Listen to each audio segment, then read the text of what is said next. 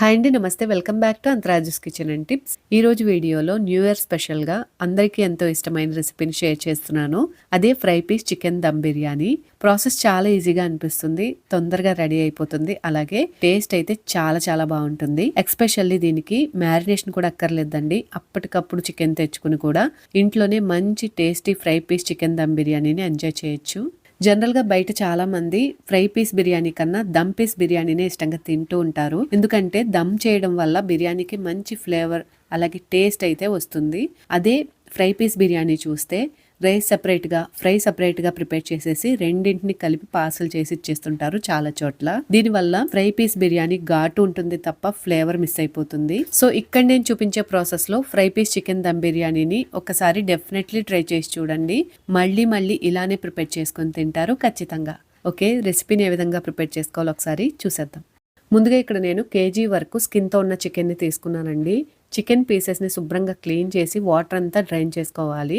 ఇప్పుడు ఈ చికెన్లోకి half slice నిమ్మరసాన్ని పిండి తీసుకోవాలి. తర్వాత టేస్ట్కి సరిపడా సాల్ట్, అలాగే ఒక అర టీ స్పూన్ వరకు పసుపు, 1 టీ స్పూన్ వరకు కారాన్ని వేసుకోవాలండి.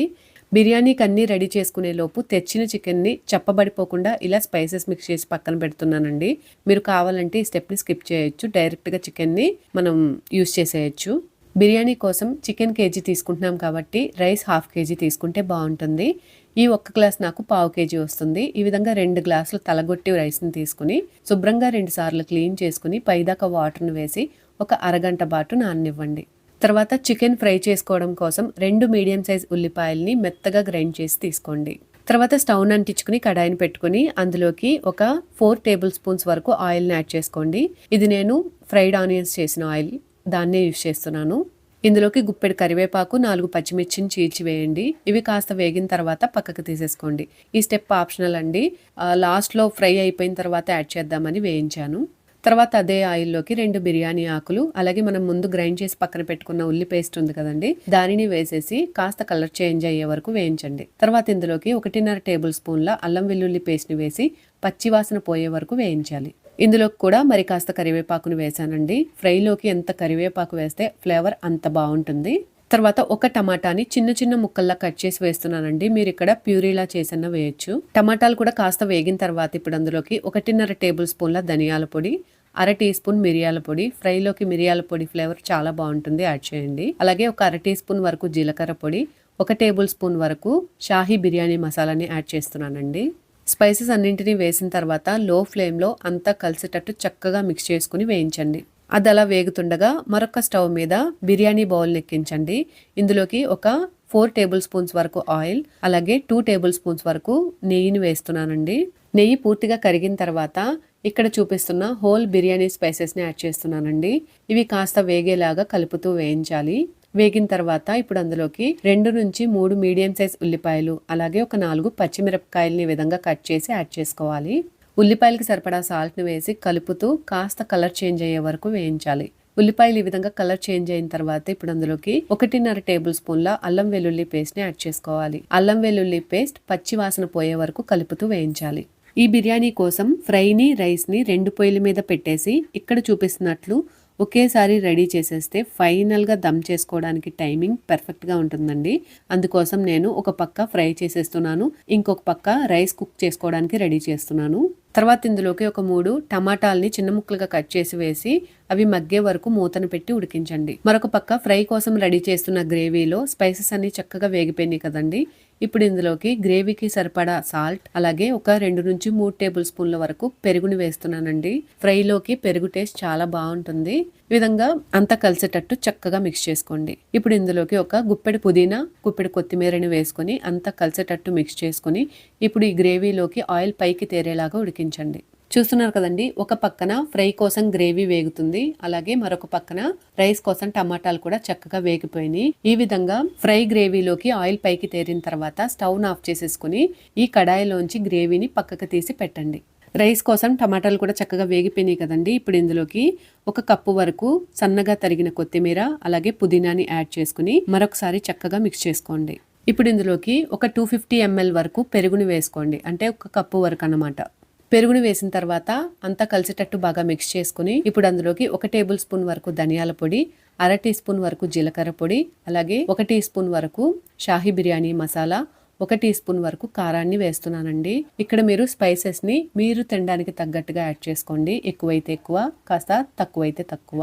నేను ఇక్కడ తీసుకున్న క్వాంటిటీకి ఈ స్పైసెస్ కరెక్ట్ గా సరిపోతాయి. ఈ విధంగా వేసిన తర్వాత అంతా కలిసేటట్టు బాగా మిక్స్ చేసుకుని ఒక 2 నిమిషాల పాటు వేయించాలి.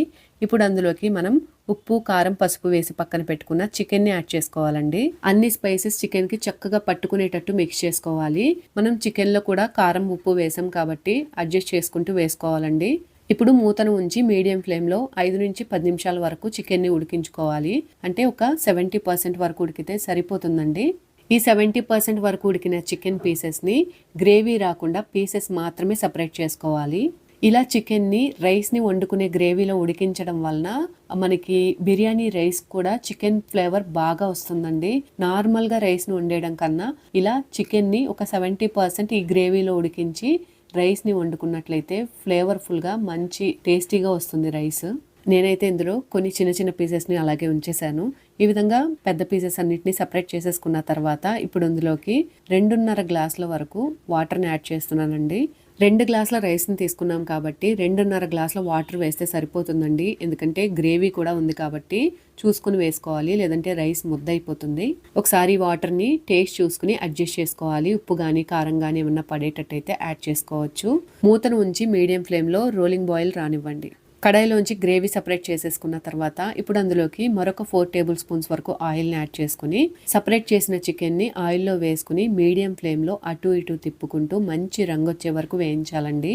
గ్రేవీతో పాటు చికెన్ని వేయించామంటే చికెన్ క్రిస్పీగా వేగదండి. అందుకని గ్రేవీని సపరేట్ చేసేసి చికెన్ ఈ విధంగా ఆయిల్లో మంచి రంగు వచ్చే వరకు వేయించి తీసుకుంటే ఫ్రై చాలా టేస్టీగా ఉంటుంది. చూస్తున్నారు కదండి, మరొక పక్కన వాటర్ రోలింగ్ బాయిల్ వచ్చేసింది. ఇప్పుడు ఇందులోకి మనం వడగట్టి పక్కన పెట్టుకున్న రైస్ ఉంది కదండి, దానిని వేసేసుకోవాలి. రైస్ ని వేసిన తర్వాత అంతా కలిసేటట్టు చక్కగా మిక్స్ చేసుకుని మూతను ఉంచి మీడియం ఫ్లేమ్ లో ఉడికించుకోవాలి. మరొక పక్క చికెన్ ని కూడా అటు ఇటు తిప్పుకుంటూ మంచి గోల్డెన్ కలర్ వచ్చే వరకు వేయించుకోవాలండి. ఇక్కడ నేను స్టీల్ కడాయి తీసుకోవడం వలన అడుగు కాస్త పడుతుంది. ఏం ప్రాబ్లం లేదండి, చికెన్ మాత్రం చక్కగా వేగుతుంది. ఉడికిపోయిందే కాబట్టి ఎక్కువ సమయం పట్టదు, తొందరగానే వేగిపోతుంది. ఈ విధంగా మంచి రంగు వచ్చి చికెన్ వేగిపోయింది అని అనిపించుకున్నాక ఇప్పుడు అందులోకి మనం ముందు ప్రిపేర్ చేసి పక్కన పెట్టుకున్న గ్రేవీ ఉంది కదండి, దానిని వేసేసేయాలి. ఇప్పుడు ఈ గ్రేవీతో పాటు చికెన్ ని ఫ్రై చేసుకోవాలి. మీరు కావాలంటే చికెన్ని మరి కాస్త క్రిస్పీగా అయ్యేటట్లు కూడా వేయించుకోవచ్చు, కానీ నాకు ఇక్కడ ఇంత సాఫ్ట్గా ఉంటే సరిపోతుంది కాబట్టి ఈ స్టేజ్లో గ్రేవీని వేసేసుకుని అంతా కలిసేటట్టు చక్కగా మిక్స్ చేసుకుని మీడియం టు లో ఫ్లేమ్లోనే పెట్టుకొని ఈ గ్రేవీతో పాటు చికెన్ని వేయించుకోవాలండి.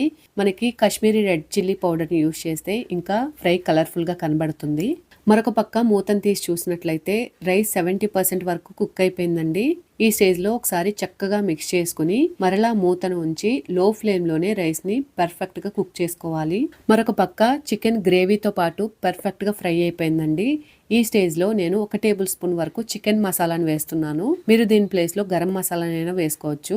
తర్వాత 1 టీ స్పూన్ వరకు కారాన్ని కూడా స్ప్రింకిల్ చేస్తున్నాను. ఆ తర్వాత మనం చికెన్లో కాస్త సాల్ట్ని వేసాం కాబట్టి ఈ స్టేజ్లో చూసుకుని సాల్ట్ని యాడ్ చేసుకుని అంతా కలిసేటట్టు చక్కగా మిక్స్ చేసుకుని మీడియం టు లో ఫ్లేమ్లో ఒక 5 నిమిషాల పాటు ఫ్రై చేసుకోవాలి. ఫైనల్గా మనం ముందు ఫ్రై చేసి పక్కన పెట్టుకున్న కరివేపాకు, పచ్చిమిర్చి ఉన్నాయి కదండి, వాటిని కూడా ఫ్రైలోకి వేసేసుకుని స్టవ్ ఆఫ్ చేసుకున్నట్లయితే ఫ్రై రెడీ అయిపోయినట్లే. మరొక పక్క రైస్ని చూసినట్లయితే 90% వరకు కుక్ అయిపోయిందండి. కాస్త తడి అనేది ఉంది అన్నంలో.